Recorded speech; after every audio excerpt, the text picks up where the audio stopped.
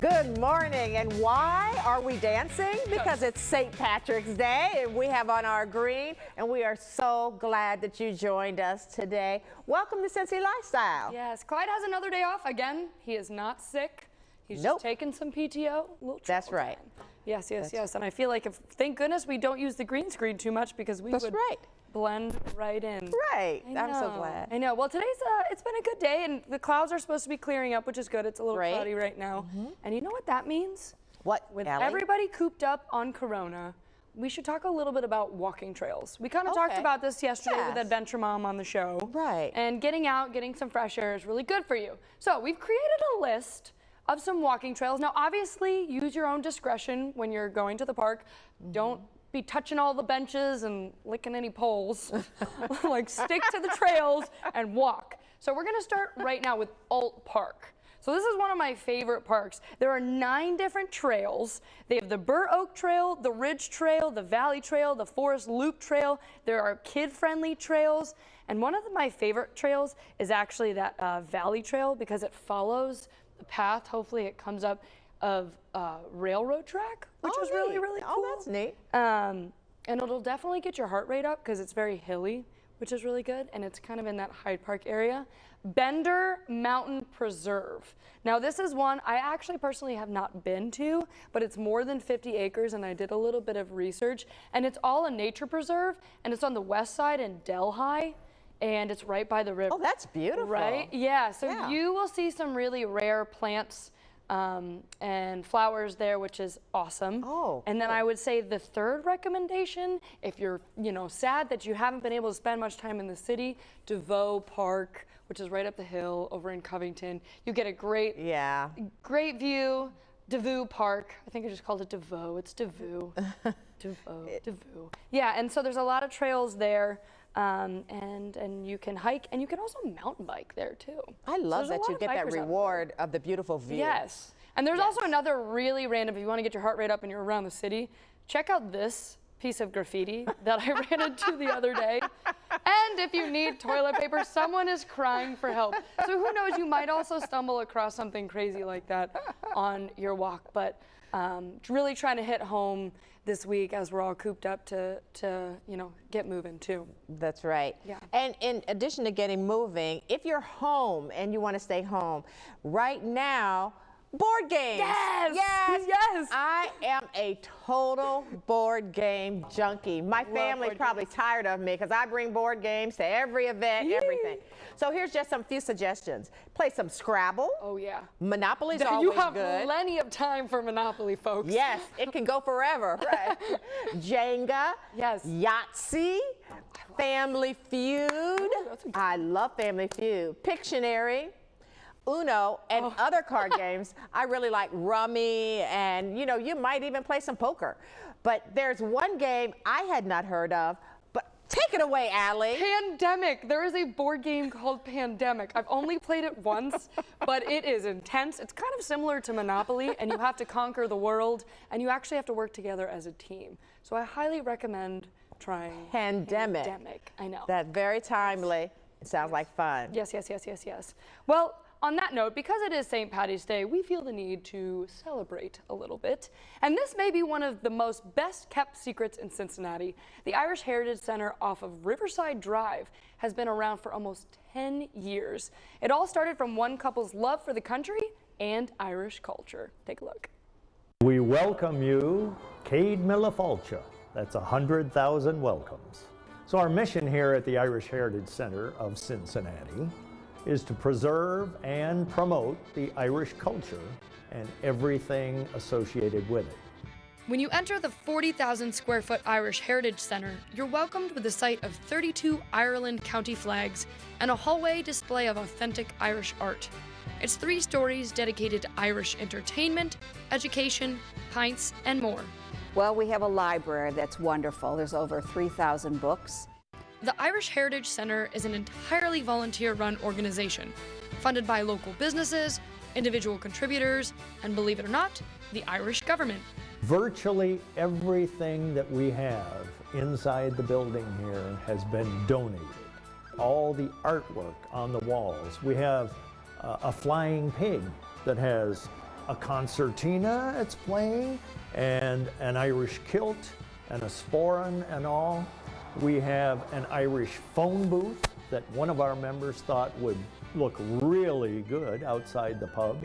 He had it built in Ireland, just outside of Dublin, and shipped over here for our use. It's got a live phone in it, and if you don't want to go in and stand in line in the pub, it rings behind the bar and you can order from outside. The center has even become a destination spot for popular Irish performers, many saying it feels just like home. The friendship and the hospitality of the Irish is what we are working on creating. In fact, there was a girl here who was doing the Innocence Project. She was from Ireland, and I met her about a month before she had to return. But she came into the Irish Center. She said, "Oh," she said, "I've been so lonesome for a home." She says, "And here I am, and I feel like I'm back home." You know, I was so happy to hear that, because that's what we're trying to do. We want to make a home for all things Irish and invite everybody. Everyone's welcome. You don't have to be Irish to come here. Well, continuing with that Irish theme, today, of course, is St. Patrick's Day, and while the parade and other festivities have been canceled, we wanted to bring the celebration to you. You're welcome. We have Irish dance, and we are so lucky enough to have one of the best Irish dance studios in the world right here in the Tri-State. Take a look. Let me tell you first how Irish dancing got started in Cincinnati, because that's a really good story. So the Irish here that were settled back in the late 60s, including my parents, decided that they should keep the culture alive of Irish dancing, Irish music. My dad was a musician, so two of their friends, who were women who learned Irish dancing in school in Ireland, Rita McDonough and Mary Collins, had us take Irish dancing at the St. Xavier Undercroft downtown Cincinnati. And then we were mostly just recreational, having fun, danced at the Irish Day picnic at Coney Island, things like that, did the parade. And then in college, the person who was teaching us had to move away. And so they said, "Here, Mary, you do it." And I said, "Okay." So 43 years later, I'm still doing it. So I think the first thing you notice is that we don't use our arms. In step dancing and Cayley dancing, we will use our arms just for hand holding. So Cayley dancing started in the crossroads. Festivals, gatherings, there's always the crossroads where a couple would stand in the crossroad and dance into each other. And then as that came to America, it helped form what is now American square dancing. When we do solo dancing for tap dancing, we actually have fiberglass on the bottom of our shoes. Back in the day, it was leather and nails, and that was too heavy and caused a lot of injuries.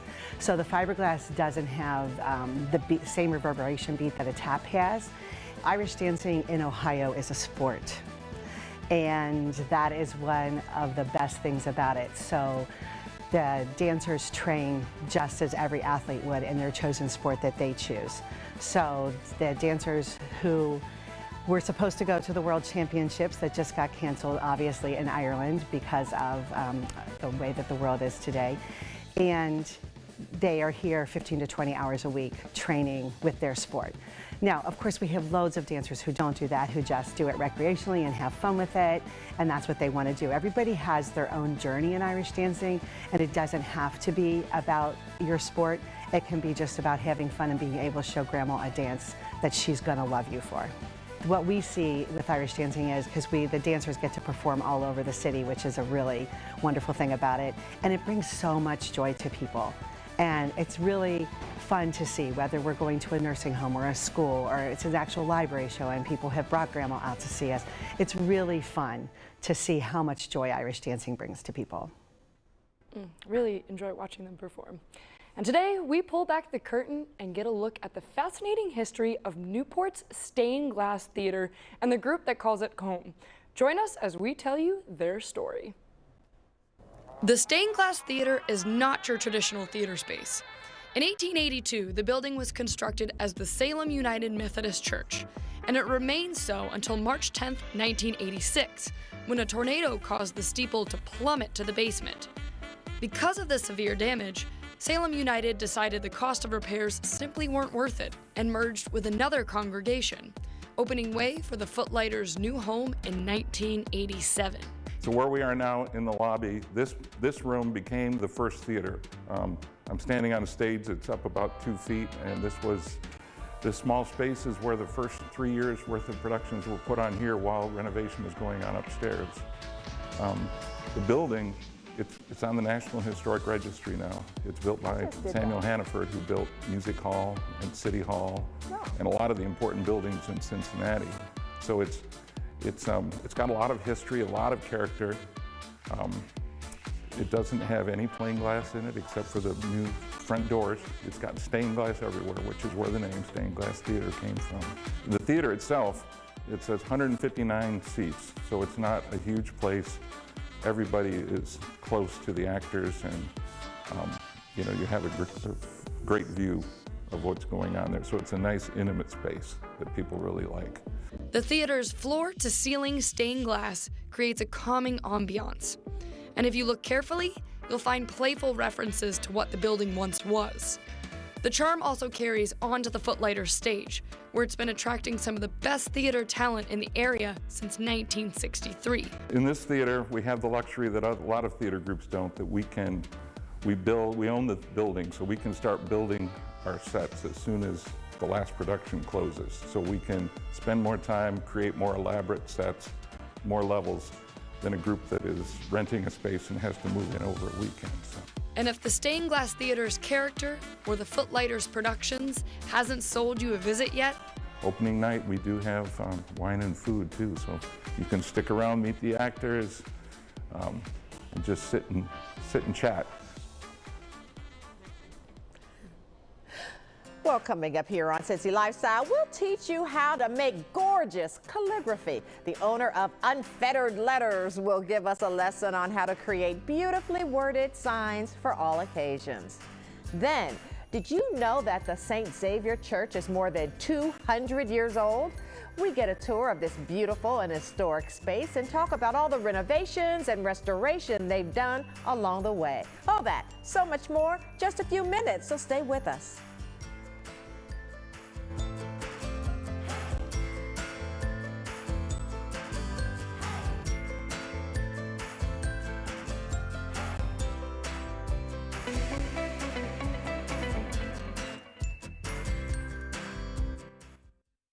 well, you've probably seen those beautiful hand-lettered signs at weddings or baby showers. Perfectly written script that looks so effortless, but when you go to try it at home, it's a disaster.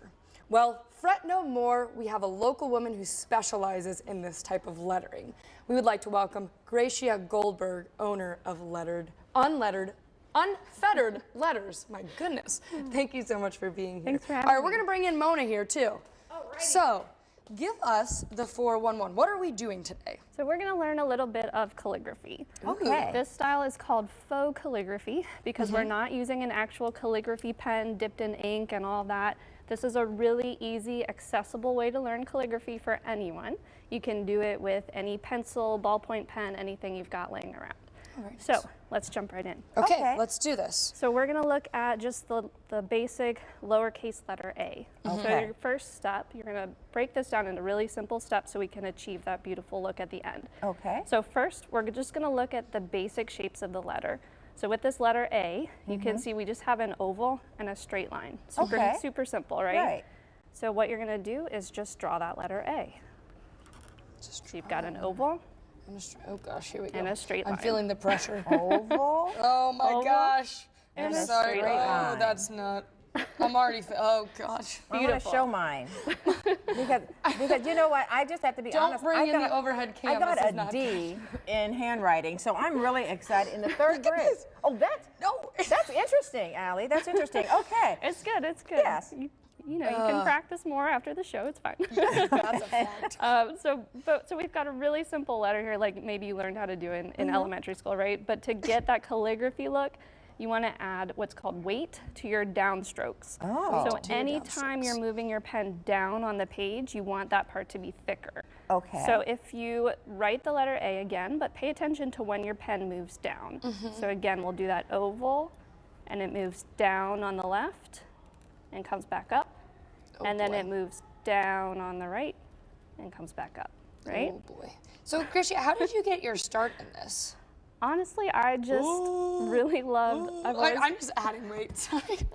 I've always loved neat handwriting, so you know, that was all it took was studying handwriting and following others who did lettering, and piqued my interest. You know. So this overhead. Thank goodness they're not focusing on mine. Mine looks like kindergarten. No, you look great. we can actually go back now, and we'll add that weight to those downstrokes. Okay. So let's go Great back idea. and kind of thicken those up. So you just add that thickness to the places where your pen moved it down on the page. I just am circling over my entire thing. So where Are you allowed to do that? Let me see. There you go. Oh. where do you apply a lot of your calligraphy writing? So I do a lot of just art pieces on my own, but you can also do this if you want to learn how to do this. It's a great way to do DIY wedding projects, invitations, seating charts, all that kind of stuff if you want to save some money on a wedding. Also just decorating your home, creating handmade cards. There's lots of possibilities for it. Now, how long did it take you to kind of perfect it to where you are now? It does take a little bit of practice. It's a lot of muscle memory. So you know, as long as you do your drills and get your practice in, you can really create some beautiful letters. Great, and we have a little bit of time left, so why don't you tell our viewers where they can find you and check out your work? Sure. All my work, my lettering worksheets, tutorials, contact information, everything's on my website, which is unfetteredletters.net. Very fun. Gracia, thank you so much for joining Thank us. you. Mona? We had a good time. Well, St. Xavier Church is celebrating their bicentennial this year, and we have a special behind-the-scenes look at their most recent renovations and discovered how they incorporated their rich history into the building's design. Take a look. About 2011, 2012, my predecessor decided it might be a good idea to do some really updating and changes and renovations to the undercroft of our church, which is the basement of our church. We decided to make the design very much parallel to the history of the church. One of the main things we wanted to do is give a sense of the mission of the Society of Jesus, the Jesuits. And so on Sycamore Street, we have this huge bell tower. Underneath it is a huge foundation, part of which you can see behind me. The foundation is the administration, the founding, the source of this charism.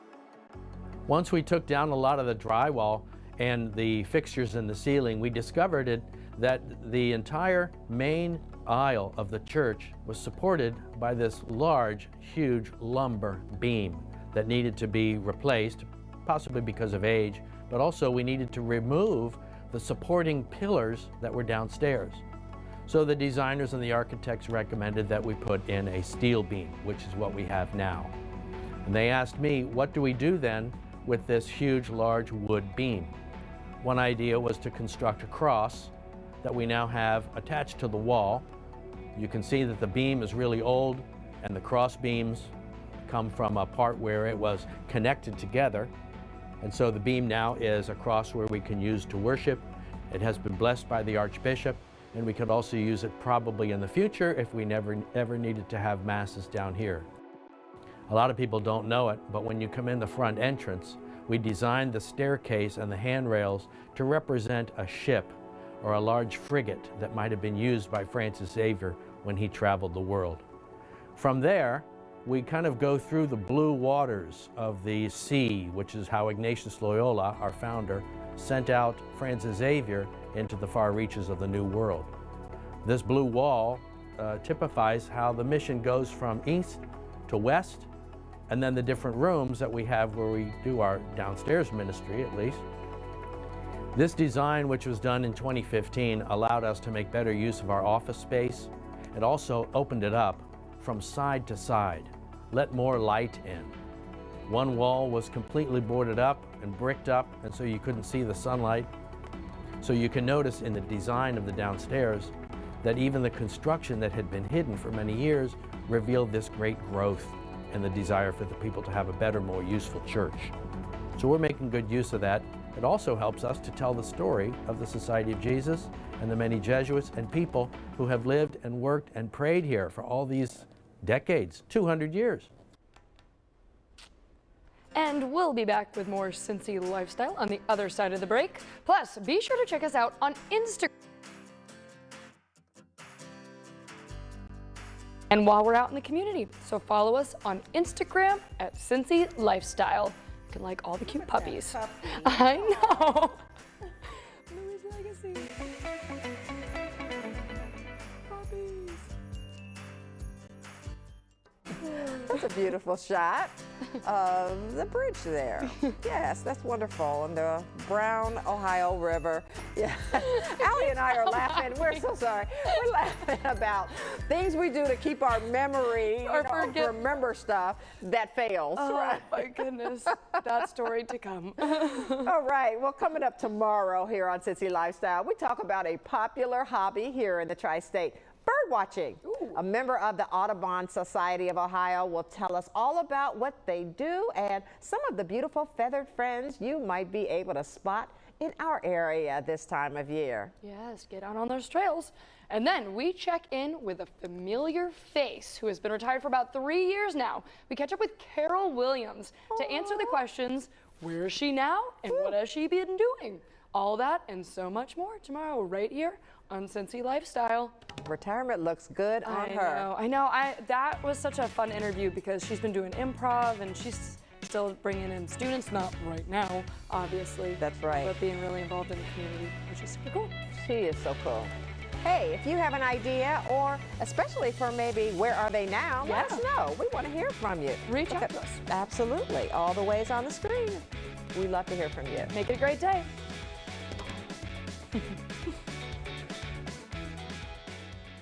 Thanks for watching our video, and if you liked what you saw, hit the subscribe button. You can also check out full episodes of the show you've never seen before, or watch your favorites again and again. And as always, we love to say it, make it a great day.